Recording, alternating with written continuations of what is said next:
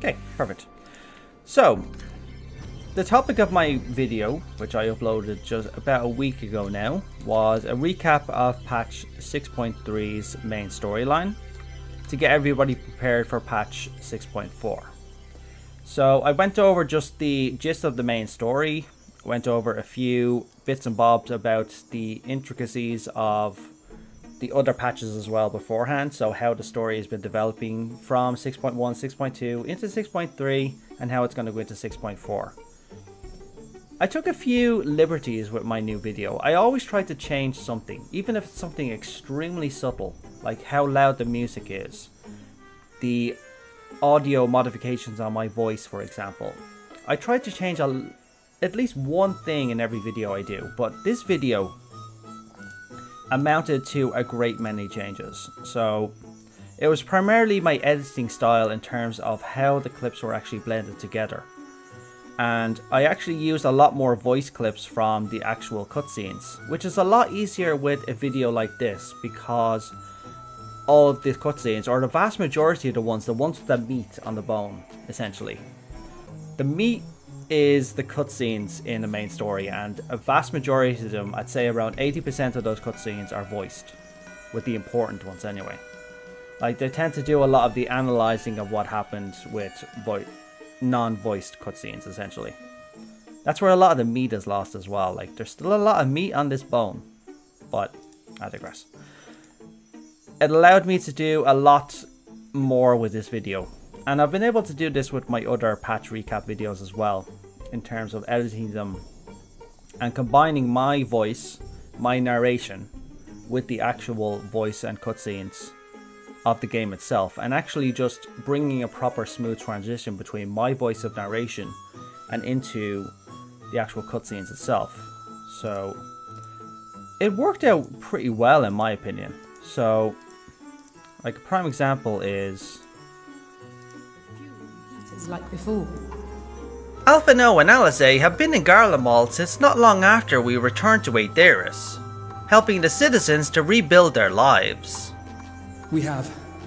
But though the worst is... Like, that's a transition. Like, I've been looking at the narrative and the dialogue and looking to actually integrate my voice into the cutscenes as much as I can. So I start my sentences and end my sentences where they can actually blend as much with the in-game cutscene as they can. And I think it's actually amounted to a much more enjoyable view style, because I want to kind of I want people to focus on the overall video. Like, I'm probably not as interesting to listen to, so I prefer to just get my narration out of the way. I'll get the main stuff, but I'll let the story speak for itself, as it already does, because most of the cutscenes are voiced. But I cut out a lot of it just to get to the raw facts, essentially. So some eagle-eared, or eagle-eyed rather, or both, may have actually noticed that the editing style of my video changed halfway through the video. So when I actually scripted out the entire thing, and then I recorded all my audio, and then I was blending that in video editors, I noticed that my style started to change. I noticed that some of the cutscenes didn't blend together as well as I wanted them to, and I was like, do you know what, there has to be a better way of doing this. So the cutscenes kind of blended together. They kind of like transition, not instantaneously, but they kind of blur together. So there's a fade transition of like less than half a second where they just blend together. That's my norm for cutscenes, and it's most of my video was actually done with that. But I did change a few things with how some of them were done. Notably, the cutscene between Euless and Zero. I decided to keep that as pure as possible. I wanted it to just look and sound like a pure conversation piece. So you can watch here, like. I take it you're one of Alphino's comrades? Comrade? So that's an example there. Normally with this cutscene, he'd like, you're one of Alphino's comrades, and then there's like a almost awkward pause of like 3 or 4 seconds, which is normal for all cutscenes in FF14, and then she responds. I cut out the awkward pause essentially with that entire dialogue between the two of them, and made it sound like an actual conversation between two people. We've entered into a cooperative pact. if that's what you mean. Pact?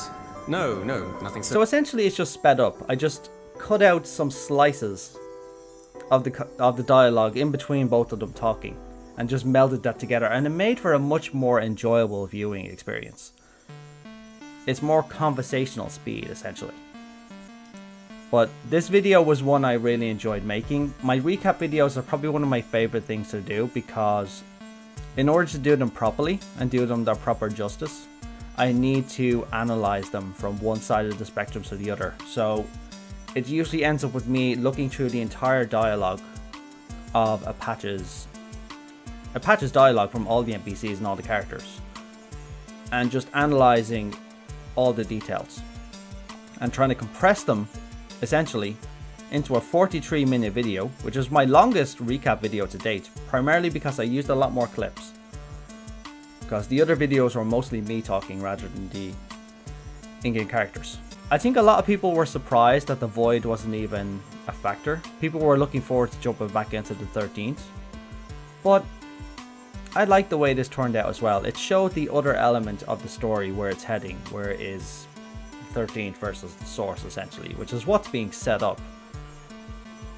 And where it ended essentially is with us standing back in Thavnair going, okay, what the hell do we do now? Which we can't do anything essentially. There's not really much else I need to say about this, because it all directly relates to a subject in question, which is patch 6.3 and patch 6.4. But I guess I will end just saying that this video and the other patch recaps like it have been well received, and I'm so happy people have received it well, because there are a lot of players who will play for a main patch that came out. So a lot of people came back for 6.3, they played it out for like a month and then they left. But now there's an even longer pause between main patches, so they would have had to wait 3 months for another patch to come out. These videos help people to get caught up. I mean, you can use the in-game cutscenes yourselves. Sometimes, depending on how far back you are in terms of progression, the New Game Plus would actually help you out as well. But it means playing the story again, which some people they just don't have the time or the patience for essentially. So videos like this do help out a lot of people, and I get a lot of lovely comments from people saying that this is just what I'm looking for, this helped me get caught up. This video got the same ones, 6.2 got the same ones, and the 6.1 video got the same as well. So I'm glad it's helping out even one person, so it's been great.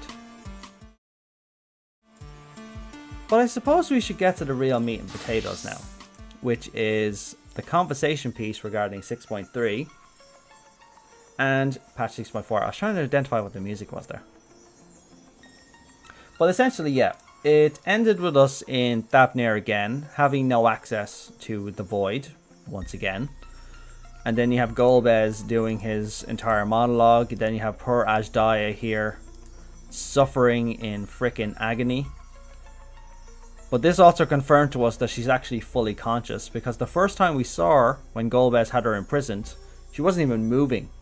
So I thought she was actually in stasis.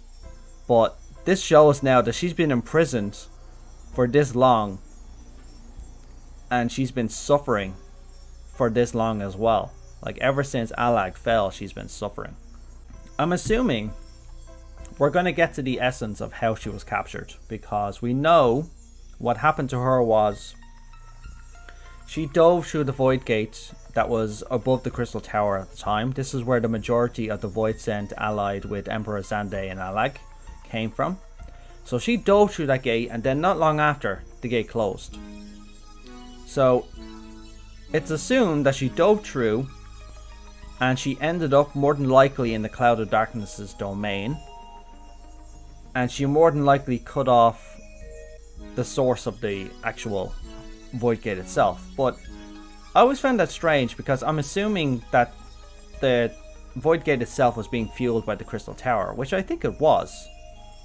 But I'm assuming it had to be held open at the other side. So there probably was an entity at the other side of the Void Gate holding it open from that side. Like holding their hand through a Stargate essentially, so the Stargate won't shut down. I'm assuming whatever that was, maybe it was a mechanism, maybe it was a person, maybe it was a void scent. I'm assuming she killed or destroyed whatever it was, and that caused the void gate to close. But it trapped her on the other side. Now, there was no sign of her when we went to the Cloud of Darkness's domain. So it's assumed that she closed the void gate and then she probably flew off in order to escape the Cloud of Darkness and the other void scent that were likely trying to attack her. I mean, as powerful as a member of the First Brood is, they're not invulnerable. It's a bit morbid, but it takes 13 individuals in order to kill one, at least. Bit morbid, but it is what it is. But I'm assuming she flew off and then eventually ended up in the clutches of Golbez. It's not known how long she's been as captive, but I'm gonna assume that the cutscenes we saw with Golbez were a recent occurrence. So I'm assuming that she's been flying around the void for a while, and then she was suddenly captured by Golbez. She might have been caught napping or something. Like, that's the most likely scenario in my mind, is that she was sleeping and then he put that spell over her, and now she's stuck in it. But this leads us very nicely to what's happening right now. So 6.3 is over. All 4 Archfiends are dead. I think we were surprised to have 2 Archfiends knocked out of the way again, because we got that in 6.2. 2 of them are gone. And then with 6.3 we lost 2 more. And then Golbez goes through his monologue saying, you did your part to perfection, which they did according to his plan, which was distracting us and keeping us out of the way, which definitely succeeded. But now he needs nobody else. He's on his own. But this also confirms, again, he's on his own. I'm assuming he does have void scent servants of some kind. So I'm assuming there will be some sort of armed force that will fight when we face off with him. As to what that will look like is anybody's guess, really. But let me quickly look at the comments as well. I've answered most of the comments, but I'll see through the others here. Thanks for the recap. Rubicante's language is very beautiful for someone who has languished in a harsh environment for several millennia now. A testament to his character, in my opinion. And draw forth that singular jewel deep within his heart. Just absolute bars, man. However, his design really bothers me. Other Archfiend have some visual cues from their past character personality in their void scent form. That's very true. Like Scarmaleone is another example. But Rubicante's design I cannot seem to connect to how he's represented in the fluff piece dedicated... the fluff piece. That's a lovely way of saying it. The fluff piece dedicated to him. I was going to mention the Shadowed Past if you wanted to learn more, but it looks like you already have. Monastic Mage turned into Swagmaster. Okay. I think drawing a parallel between Zero and the Fiends with Rekindling Dying Hope is the saving grace of the story arc. Alongside the secondary parallel with the Ascians and the paradise they sought to reclaim, some losing sight of it along the way. The story callbacks for Golbez using both Zodiac's remains and the First Brood Dragon are really important. It goes to show that the elements we've thoroughly tread before, once Endwalker initially claimed to close the book on, are inescapable. That's very true. Regardless of what they said about closing the book, that book is never going to stay shut. There's too many threads tying it, as they're already saying in this comment. There's too many threads tying us to the past. We're never going to be rid of them. And that new things must be built by observing the old. Another important observation is with the evolution of the Echo flashback. The Warrior of Light seems to be able to produce it with precision this time around with a lack of headaches. Perhaps Vanna's lessons did rub on them after all. I think actually what happened there, I think one, you are correct, we've actually gained much more experience with using the Echo, but I don't think we have it fully under our own control yet.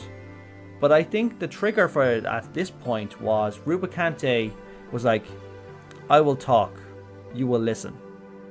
Then he closes his eyes and he focuses on his memories. I think that interacted with the Aether around him, and that's what triggered our Echo experience. But we picked up on it enough to be able to do it. So you are right, we are definitely learning, but I think Rubicante is the one to take credit here. He triggered that one. There also seems to be some evolution in the writing on how voice scent die and remain on the source. Though I hesitate to call it a retcon, I believe that there will be an explanation in the next patch. Something Golbez and the Fiends have done to anchor them. I'm not really sure what you mean.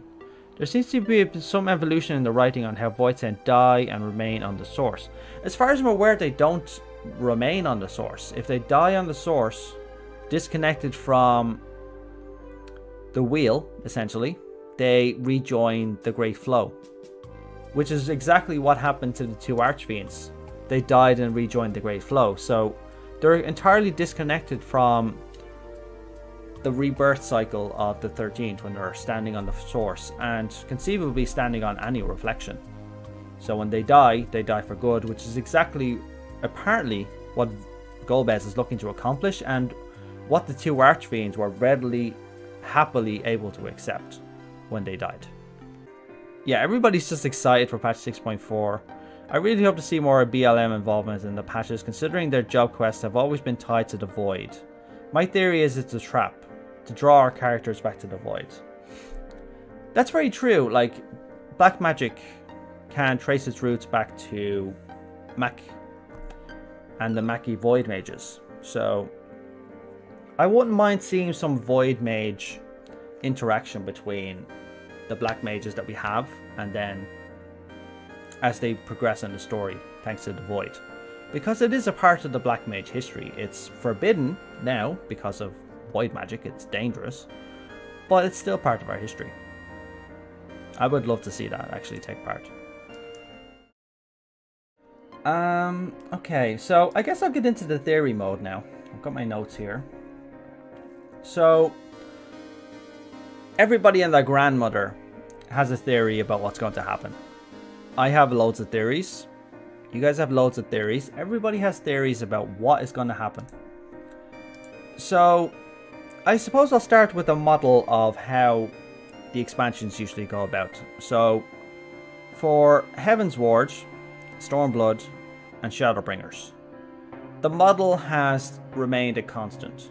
So the expansion launches, or for example Heaven's Ward launched, it went through its entire story for 3.0, then 3.1, 3.2 and 3.3 essentially progress the story and then cap it off, with then 3.4 and 3.5 setting the stage for the new story in the next expansion to come.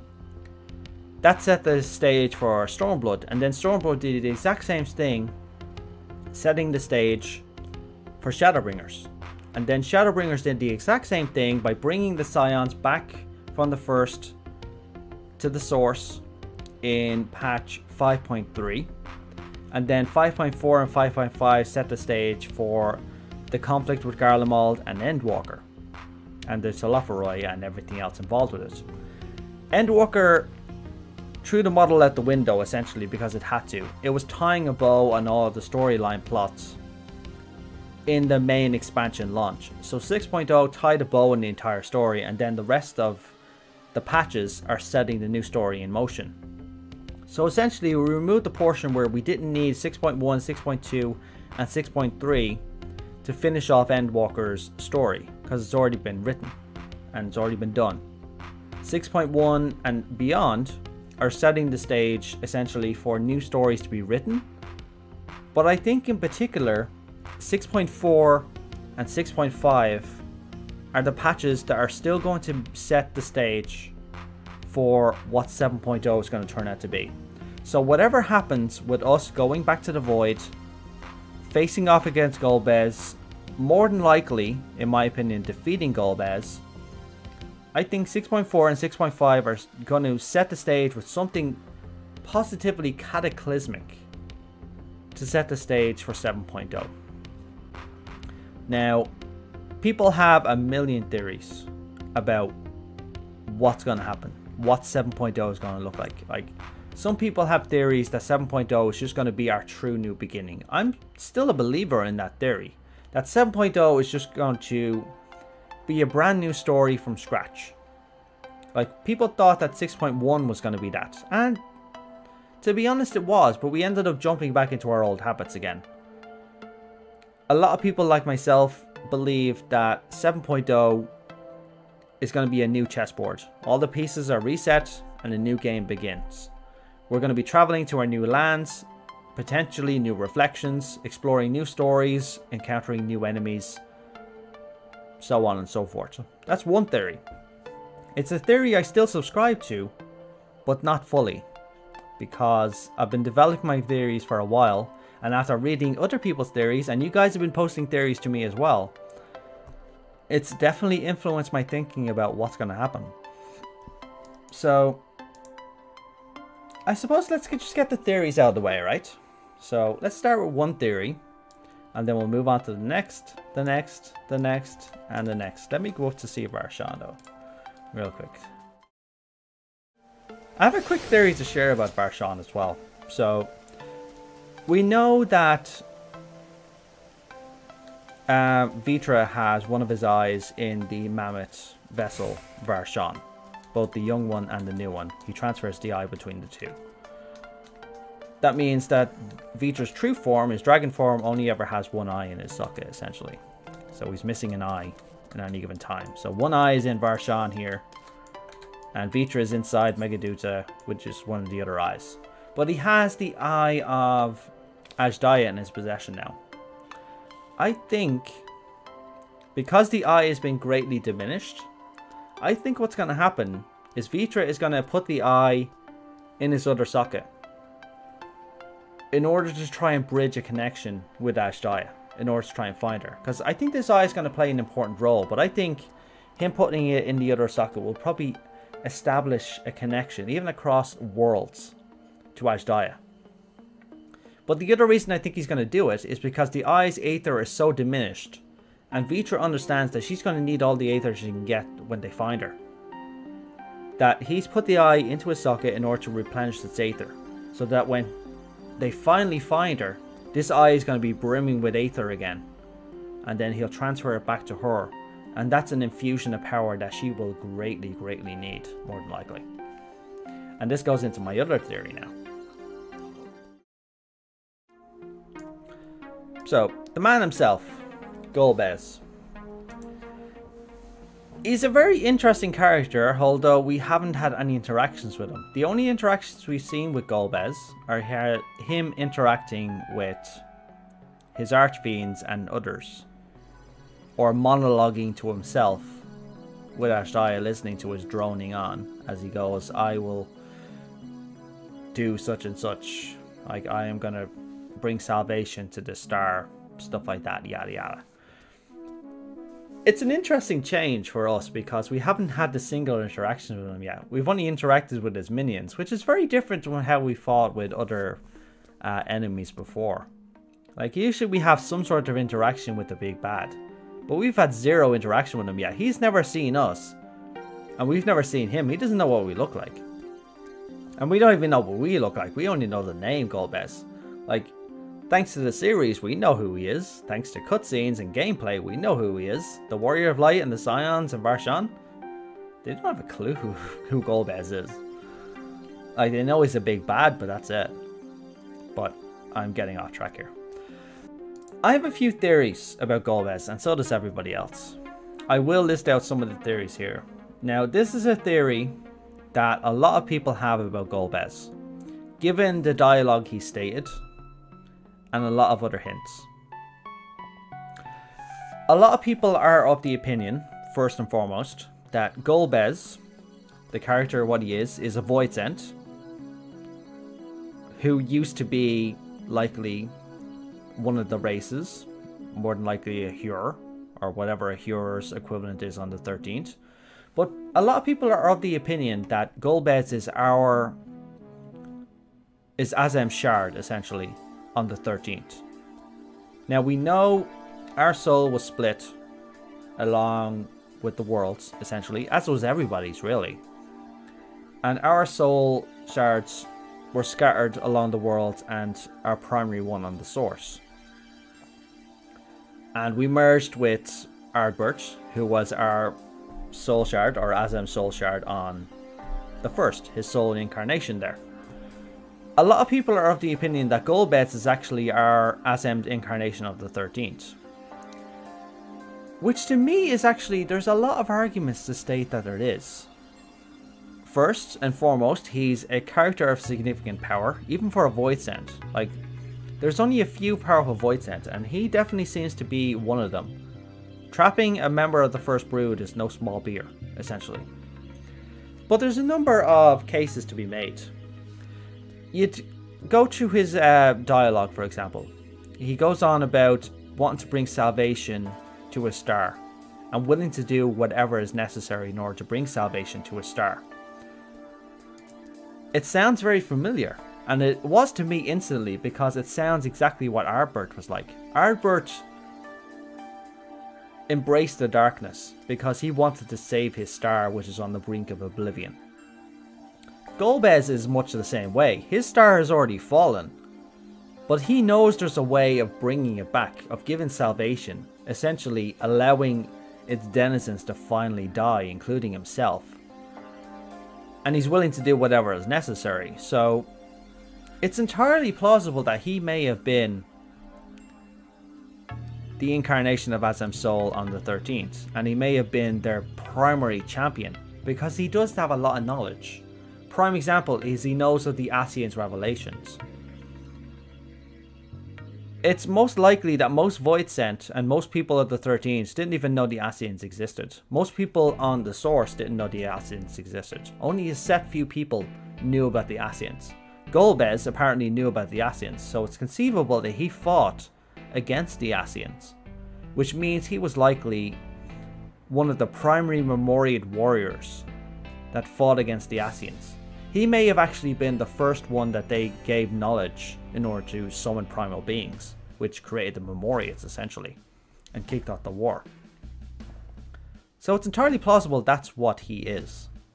And if it's true, we'll know when we meet him.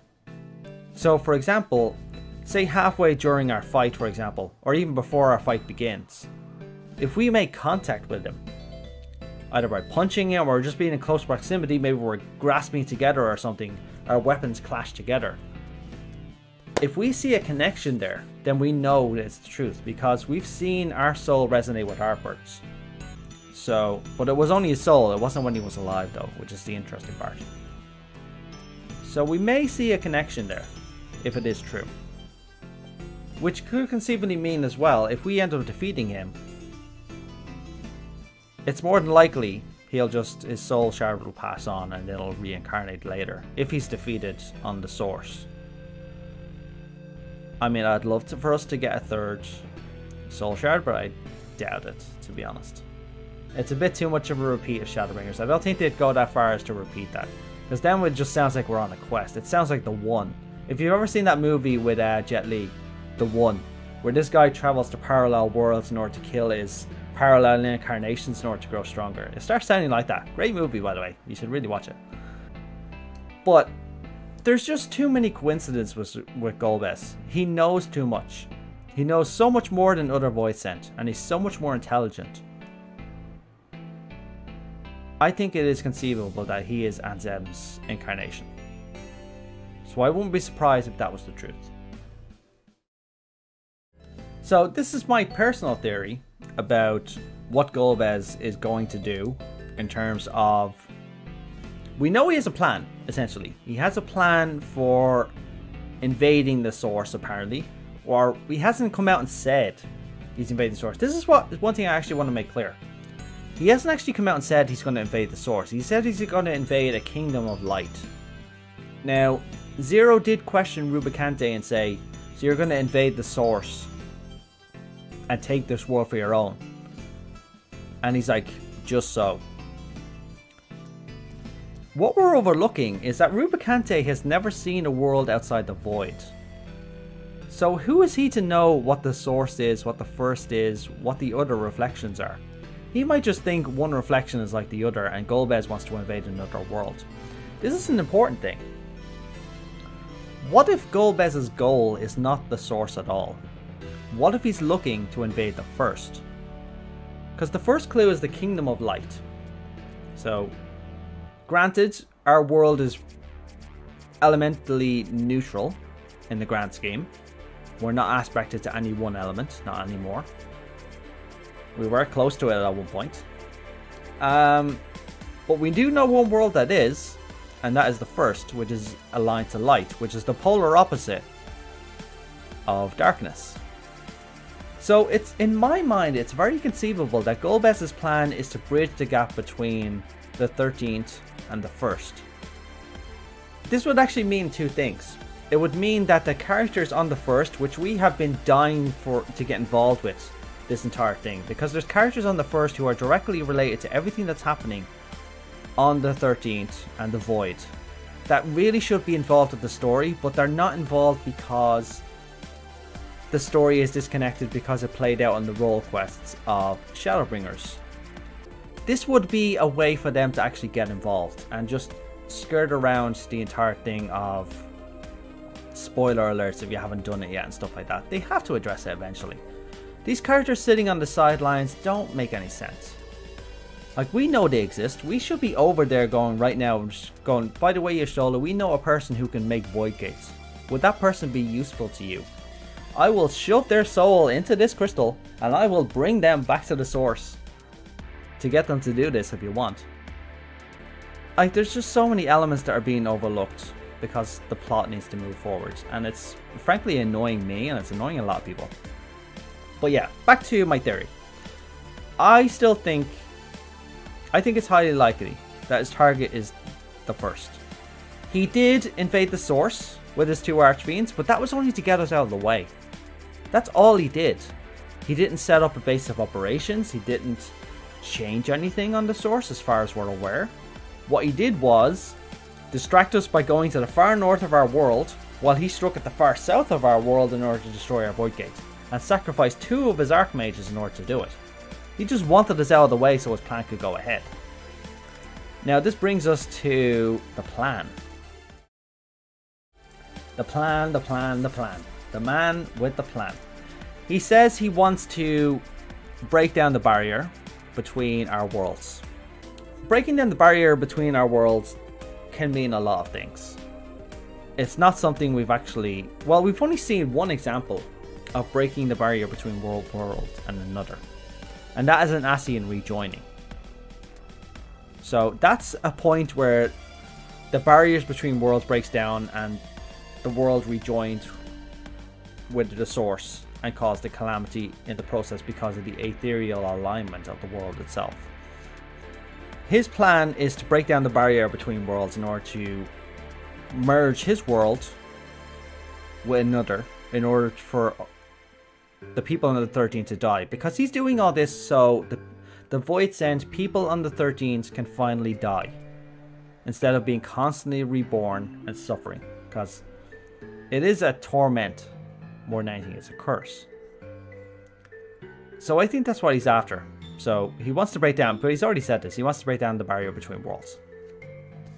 But here's what I think is going to happen the moment he does this. I think this is what the plot is going to be for 7.0. We go there, we fight Golbez, but he actually succeeds in his plan to break down the barrier between the 13th and either another reflection or the source. This kicks off a calamity, a rejoining. So essentially what he's done is he's piggybacked off the Ascians' information and their knowledge regarding rejoinings, because they attempted a rejoining before. It makes sense that he'd be familiar with what's going on or what would happen. So he's trying to trigger a rejoining. But that's what 7.0 is. Essentially 7.0 is us fighting against a rejoining of one world to another. So all of this, everything that he's doing is setting up us attempting to stop a calamity of untold proportions, stopping the 13th, aka the Void, from merging with the source. And that would take place across an entire expansion. Because this plot just seems so big. Like, my theory is just too big for a patch. But it would be a good way, because we know they've put a lot of attention to the fact that Y'shtola is looking for a way of bridging the gap between the source and the other reflections in order to allow free travel. Because right now we're the only ones that are able to do it. However, if Golbez succeeds in either breaking or weakening the barrier between worlds, this may allow for us to travel to other reflections, essentially. This might even be what allows us to travel back to the void in order to stop Golbez, essentially. He might trigger whatever this barrier breaking between our worlds is. And we notice it right away and we're going, oh no, we need to go back there now. But the barrier is now weak enough that we can use other methods in order to travel to the 13th. But at the same time, that method will now work to travel to the other reflections because the barrier has now been weakened. The veil between the worlds has faded, essentially. It's not gone, but it's faded. But this all depends entirely on the relationship between reflection and source. It's not a relationship we know much about. We know that the source exists, we know the other reflections exist, and we know throughout multiple points in the history since the Sundering, some of these worlds have been rejoined back into the source through whatever means the Ascians use in order to do it. But we don't know the nature of the reflections. I've mentioned this in multiple videos. We don't know whether or not the reflections are worlds that are orbiting in different solar systems from our own. We don't know if they're in the night sky and they're just too far away from us to see them properly. Or my most likely theory is they exist in the same space, but are out of phase with each other in different dimensions. So if you've seen The Flash or a DC movie, for example, if things vibrate at a different frequency, they can't see each other. So if they're at a different frequency, they can't see each other. That's what I think the reflections are. They occupy the same space, but at different points in time, so they can't see each other. So that's when the rejoining is so instantaneous like that. Is one world rejoining another and just like that. There you go. It floods back in, but it doesn't need to move. It doesn't need to go planetary shift from one side of a solar system to the other, because they already exist in the same space. This is why we can't see them, for example, in our night sky. Although, like some of these bright stars, and again, these are not planets. Well, most of them aren't.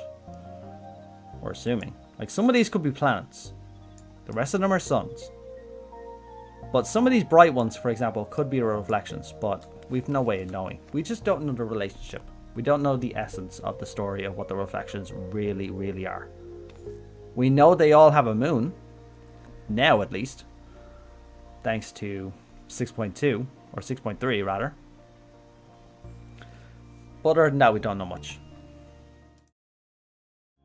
I've been thinking about the fight. So we know a fight is coming up. It's called the Void Cast Dias, which I did Google. I have no idea what it means. I know Dias is a translation for days. So the Void Cast Days? I don't know. But the point is, I'm getting off track. There is a fight coming up. We know there's a fight coming up. And we're going to be fighting, more than likely, Golbez, in order to thwart his plan, or attempt to thwart his plan. I've been giving a lot of thought to the nature of what that fight is going to end up being. The first things first is we're going to be visiting a new dungeon, which is this one here, which is called the Aether Font. Now, we don't know exactly where this is. However, we do notice that there's particular land masses here, which are green. And then you have this icebergs here with polar bears.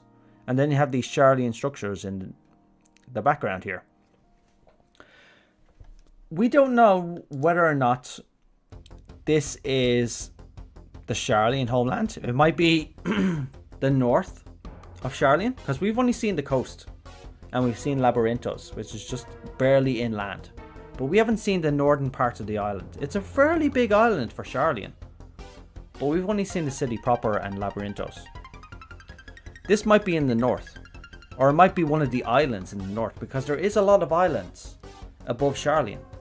So this might actually be one of them. The other more likely theory, in my opinion, is that this is the Isle of Val. Because the Isle of Val does have a number of contrasts between its terrain, so you can instantly go from a snowy terrain to a different kind of terrain entirely in Eureka. So this would make more sense to me that this was the Isle of Val. So this is likely our bridge in order to get back to the Void. So we do a bunch of stuff on the source, and then we go through this dungeon, whatever we're going to be facing in this dungeon, and then we make our way to the 13th. That brings us to the fight. Now, what the hell is the fight? That's the question. My opinion is thus. You have to look to the past experience of a Golbez in order to try and figure out what his future is going to be. Now, granted, not all bosses in FF14 directly translate to what they were in the series, but they do kind of take liberties and inspiration from them. Golbez has taken heavy inspiration from his design. Now, we know his lore is not the same. He was a half Lunarian in Final Fantasy IV. He's not a Lunarian now, he's a Void Sent.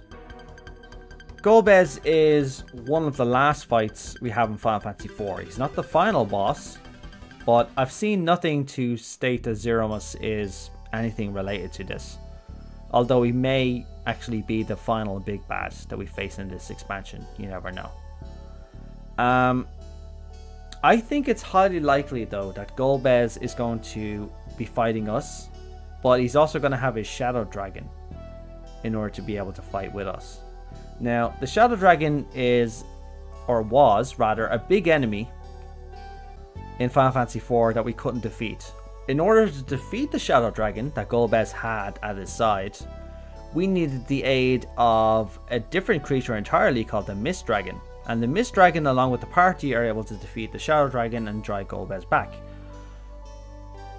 I think it's likely that Golbez is either able to corrupt or at least control Azdaja in order to transform her into a different form, which is the Shadow Dragon. And he's going to use the Shadow Dragon during his fight.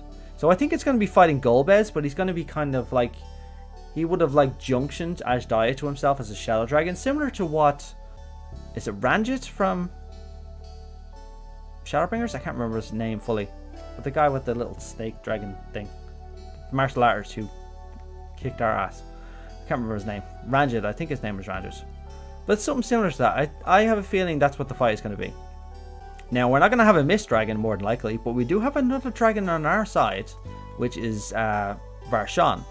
So it is conceivable that Varshan will be the one in order to defeat the Shadow Dragon, which is Azdaja being controlled, and liberate her from Golbez's control.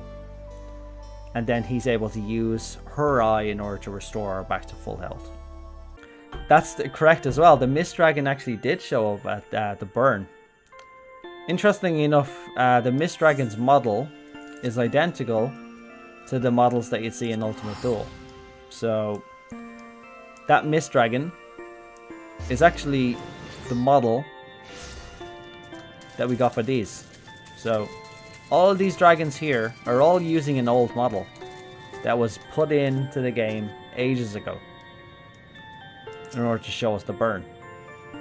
But I don't think there's going to be a Mist Dragon. I think they're just going to change the story for FF14's perspective.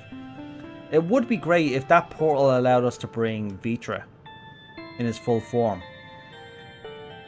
And then it's Shadow Dragon versus Vrtra, essentially. Which would be cool. I would love to see Vrtra doing a full fight in this dragon form. Just as conceivable as well, I wouldn't be surprised if we found a proper way to get there without needing a small void gate in order to fit a big dragon through. I wouldn't be surprised if Vrtra and Azdaja's siblings don't get involved in this as well. We know Hraeshvalgar is on the board, as is Tiamat. Because when Vrtra let out his roar, he did an etheric roar in order to reach Azdaja's presence, which he felt. Well, I have a feeling that Hraeshvalgar and Tiamat, and more than likely Midgard Soma, all heard that roar as well. So they likely know exactly what's going on. So I'd love for them to get involved. It's just optimism in my part, but I really would love for all the siblings to get involved. Val's Eureka looks nothing like this. The Dravanian Hinterlands is the other reasonable location with the architecture, in my opinion. That's actually It's a fair point as well. It actually does look like...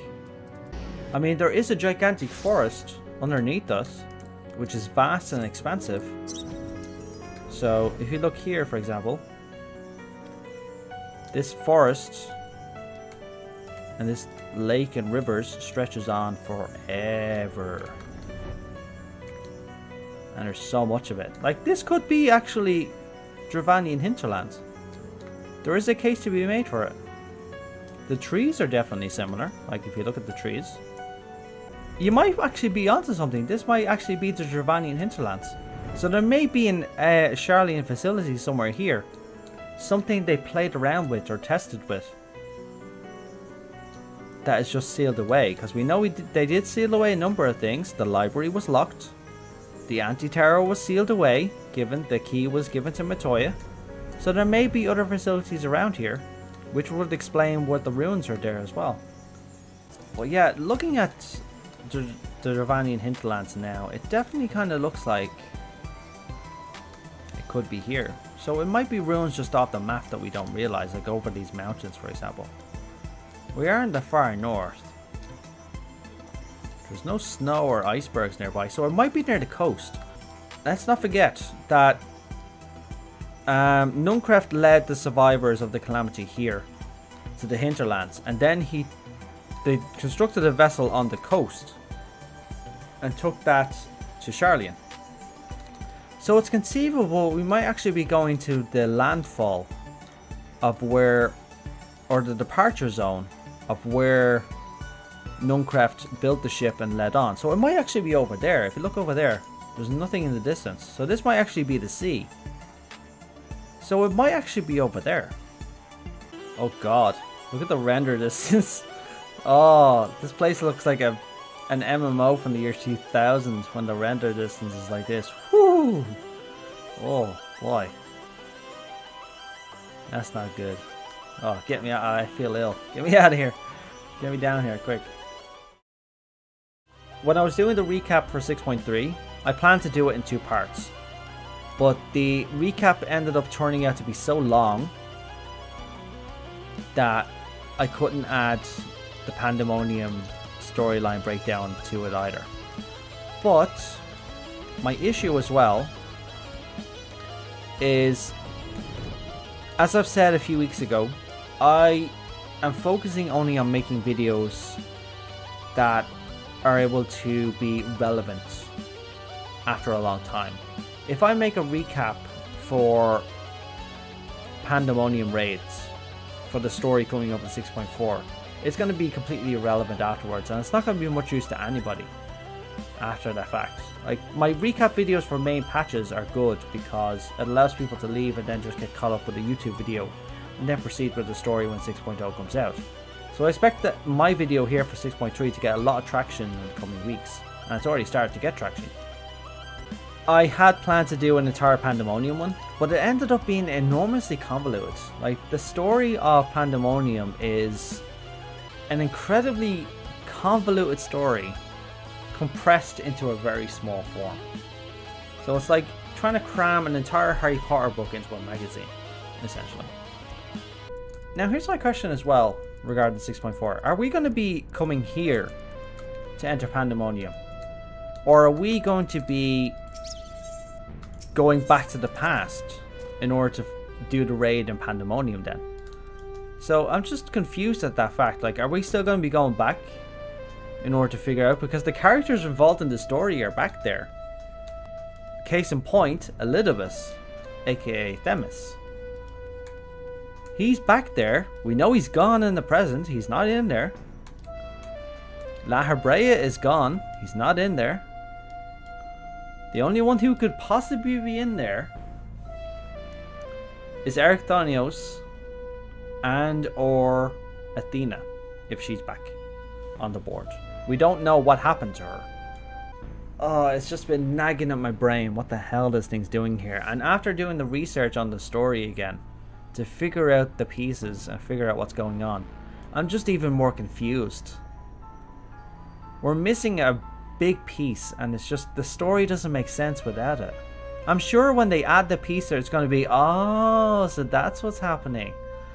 But right now I'm just going, what the hell is it doing here? You know what? Screw it. I'll talk about it here. I pretty much wrote the whole thing for the script for Pandaemonium, but in the end I was just like, I'm not making it.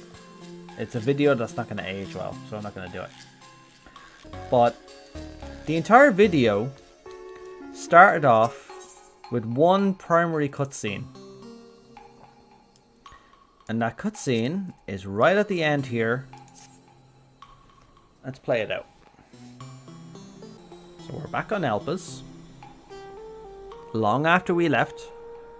Or not long after we left. And we have this mysterious white-robed figure. An advisor. The constancy of this place never ceases to amaze me. An ocean of souls. Shimmering and eternal. The very moment we all figured out, oh my god, he's Elizabeth. And yet, something stirs. Mm-hmm. Yes. Steeped in darkness. Yeah, pretty much when this scene came out, people realized, oh my god, that is actually Elizabeth. Because we didn't know who the voice was. Well, we didn't know who the person was because there's no name attached. Alas, but the voice actor and the way his mannerisms worked, we're like, oh my god, it's Elizabeth. Now, what I find interesting is the entire conversation. To the depths, you and I. So he's here, and he's waiting for a guiding star. And Azem told him there's going to be a guiding star. The sights we shall see. So, this can mean only one thing. Now, as far as we're aware, our incarnation, or our original incarnation as Azem, is not omnipresent. You can't see the future. So how the hell would he know that we're going to be traveling back? Aside from the fact that Vana told him about us, which is likely. She may have mentioned something. But even she wouldn't have been able to discern whether or not we'd travel back to see Pandaemonium, because she was gone at this stage. So, there's no way for her to know. And they can't communicate back in time. Time travel is not, well, we think it's not really a thing. They knew what it was, but they didn't do it. But the fact that Azem knew that we were traveling back is interesting, which had me tying this entire thing to a theory I had regarding us not being finished in the past. So I still have a feeling we're going to be traveling back. And for all we know, Pandaemonium showing up might have been Azem's doing. You never know. But I digress. So this is how Pandaemonium begins. We end up traveling back and we end up meeting with Themis. And then we head to Pandaemonium. Actually, yeah, there's one thing I want to say about this. So I'm going to be doing all of this in weird order, but I'm going to do it anyway. So, do you see him? Claudine. My theory regarding this fellow is that he is a soul incarnation of Ericthonios. He looks so similar. The hair is a bit different, but the facial features kind of look alike. I think Claudine, it's reasonable to say he may have been Ericthonios' incarnation. It was only a theory I came up with recently, but I was just looking at his face and I was just going, he just looks so similar. But the fact that Claudine has that crystal now in his possession and he disappeared, and we know that these crystals were used by the Asians in order to imbue the memories of the convocation. So when they brought a new incarnation from one of the shards for one of the other convocation / Asians, they gave them the memories of the original convocation member. So who's to say that that crystal right here doesn't belong to Ericthonios? And the moment Claudine was able to examine it and able to unlock its secrets, the memories of Ericthonios transferred into him, which is why he disappeared. So now when the 6.4 story comes around, Claudine returns, but he's not Claudine anymore. he's Erechthonios. When I had that theory, I was just like, oh my god, could that actually be possible? So Erechthonios, all along, his memories were there. That warning was actually him. And he imbued them in the crystal. Because you think about it in a time loop as well. We only went back to Pandaemonium because we found that crystal. Or they found that crystal. And they're like, something's going on in the past and we need to go back. And then it starts the chain of events. But eventually, when we finish the entire story of Pandaemonium, that crystal needs to be created, needs to be imbued with memory, and it needs to be cast away on the tides of the ethereal sea. Who's to say that in the end of our story, Erechthonios is not going to do this and it's going to be a full loop complete? That's one theory I have of him. So this is something that is just like, as soon as I thought about it, I was just like, oh my god. It just makes so much sense. We don't get any hints about Claudine other than the fact that he's a Charlian scholar. We don't know if he actually has a weakened etheric level or not. It's not really something that people talk about in modern society, to be honest. But my other theory is concerning a certain individual. Yeah, I may as well just guess my theory now. Theory number 2. After doing all the research and diving back and forth throughout this entire story, the one thing that's constantly bugged me is Lahabrea. Now, the Lahabrea we know, like we see him right here, right away, and we're like, I know who you are, Lahabrea. Now, think about the story of Pandaemonium for a moment. The Lahabrea we know, the Ascian Lahabrea, is a very emotional character. One could even call him an unstable character. He's a fire in the belly sort of thing, like, you know. And he's one who will laugh and cackle and have a great time, just like, and anger, like he'll spew anger, he'll spew rage. That's the Lahabrea we know. Think about the Lahabrea we've met in the Pandaemonium storyline, or rather the two Lahabreas. We see the fake one and then the real one. So the fake one turns out to take the name of Hephaestus, and then the real Lahabrea just is Lahabrea. Let me skip over this cutscene just to find him. My theory is, we know, thanks to the storyline of Pandaemonium, that Lahabrea tore his soul in two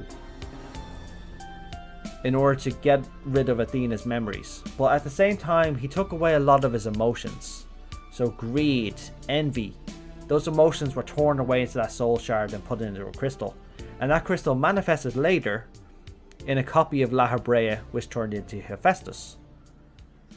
But think about this Lahabrea right now, the way he is with his soul torn in half. He's a fairly emotionless character, even when talking to his son and talking about the events that happened. He is so stoic. He's nothing like the Lahabrea we knew. I think there's two possibilities going forward. Possibility number 1. Lahabrea merges himself once again with the memories within that crystal that was Hephaestus. And he becomes a whole. He becomes whole again with his full spectrum of emotions.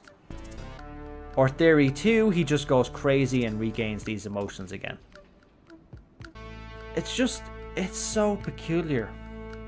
The fact that this guy is nothing like the Lahabrea we knew. For Elidibus' sake, he's much like his original. Like Themis is much like the Elidibus we knew. Lahabrea is nothing like ours. Oh yeah, my 2 theories. Sorry, I did leave out one theory. The other theory is that Hephaestus returns, and the Lahabrea we see all along is actually that like he takes the name Lahabrea again, and that's the Ascian we saw all along, not this one. Like if something happens where that Hephaestus returns, is he the Lahabrea we knew all along? Because the other Lahabrea that we know, like Hephaestus, is much more like the La Habrea we knew than this one. Think about that for a moment. Like, from an emotional standpoint, is the La Habrea we knew more like this stoic one or Hephaestus? Maybe the La Habrea we know is a clone of him. I mean, it would make sense since he doesn't recognize us in a realm reborn. That's also a very good point. This La Habrea is interacting with us right now, and yet he doesn't remember us. Although it might have been so long that he doesn't remember us. This is where the wibbly wobbly timey wimey really gets annoying for me, because this is why I hate time travel, essentially. I hate time travel for this exact reason. That you find nitpicky things in stories that you can't really justify.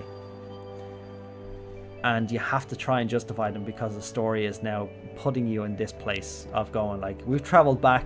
Why didn't the characters recognize us? It's like a Star Trek thing, like, I see the new USS Enterprise. Wait, why didn't the old Enterprise look like this? Because it was made in the 60s, that's why. It's that sort of stuff, like.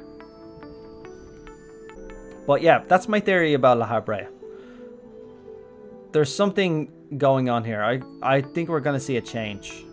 But I'm still a firm believer that Erichthonios is Claudine. And I think Erichthonios and Claudine had a direct interaction with why Pandaemonium is actually on the source in the present today. I think I'm going to finish the stream there. I need to get to bed soon. I have something to do. But yeah, I will clip this stream up and release it all as one video again, as always. Just to really quickly reflect on the poll as well that I actually did. So I did ask people whether or not you'd want me to stream Final Fantasy VII Integrate, because I played the original Final Fantasy VII. Like 41% said yes to stream and clipping it, 23% said fully clipped and upload it, and then 36% said not interested. It's a very so half the people want me to do it essentially, and the other half don't want me to do it. I'll think about it and see what happens. I probably will just record it and then just clip upload, to be honest. But yeah, I do look forward to it. So everybody, thank you very much for joining, and please enjoy the rest of your weekend. Use it for as much rest as you can, which is what I've been doing. I've been napping all day, which has been amazing. I rarely get to nap all day. But anyway, I wish you all the best of luck and have a good one.